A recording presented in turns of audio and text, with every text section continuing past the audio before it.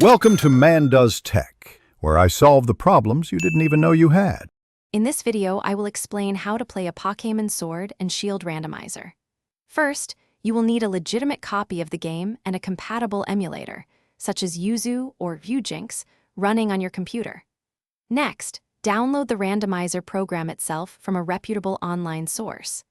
Ensure your system has at least 8 GB of RAM and a modern processor for optimal performance. This initial setup is crucial for a smooth randomizing experience.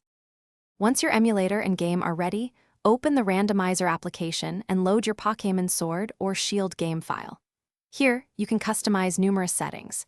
You might randomize wild Pokémon encounters, trainer teams, item locations, and even Pokémon abilities.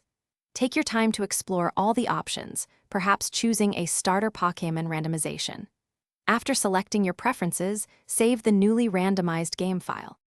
Now, launch your emulator and load the randomized game file you just saved.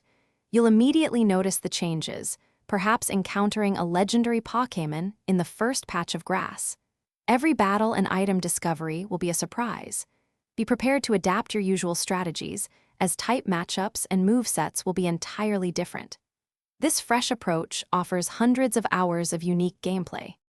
To maximize your enjoyment, remember to save your game frequently, especially before major battles or entering new areas. The random nature means you might face incredibly tough opponents unexpectedly. Pay close attention to your Pokémon's new abilities and stats. Don't be afraid to experiment with unusual team combinations. The true fun lies in embracing the chaos and discovering new ways to play. Thanks for watching. If you found this helpful, don't forget to like and subscribe.